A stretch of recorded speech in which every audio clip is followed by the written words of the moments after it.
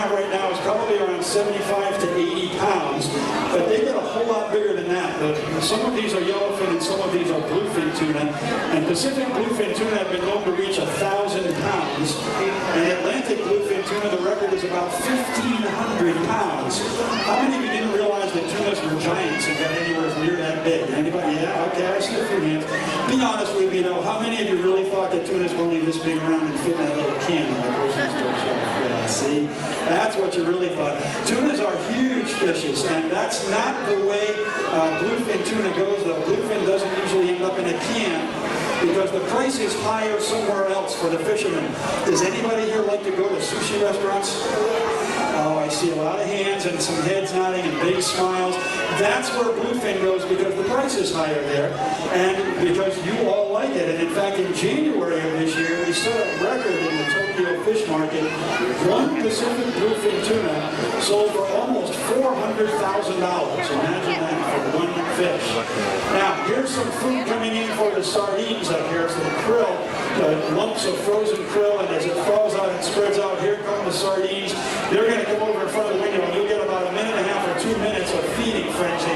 Here they come. Now, the thing about the tuna that I was talking about is that right now, we're fishing the tunas out faster than they can grow up, and the populations in all of the oceans of the world are shrinking rapidly. So I have another question for you. Who likes to eat any kind of seafood? Tuna, shrimp, salmon, clams, crabs, lobsters? I'm right there with you.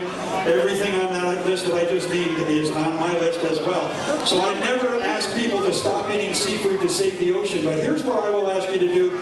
Join me in using our Seafood Watch consumer guide that we've made up.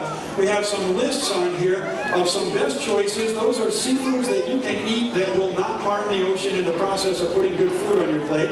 But there's also an avoid list, things that we would ask you to avoid for the next few years and give the ocean a chance to recover from the damage that the 7 billion of us on this planet have been doing for the last 30 to 40 years. If you'd like a copy of that, I have the old-fashioned technology here. That's the kind I use. We call it the hard copy. You can fold that card up to fit in your wallet or your purse.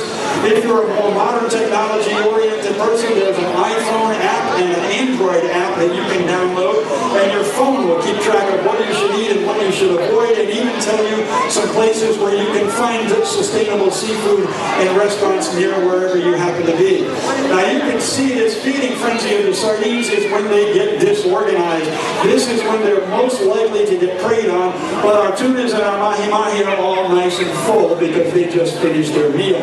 And we did that on purpose. It's why we wait to feed the sardines up here so that fewer of them are likely to get picked off in our exhibit. So that's pretty much the end. You saw the sunfish get distracted and brought out of the way so that Alicia could feed it. You saw Ann drop in a lot of food for the tunas, the mahi-mahi, and the bonitos. And then Kelsey feed our school of sardines. Did anybody count them and get a better number than I had? No, you're all laughing. You just think that I'm fooling with all that. Okay. All right, well, I'm going to turn the microphone off, but I will stick around to answer questions for a while. I want to thank you so much for joining us on this Labor Day weekend. Have a great afternoon.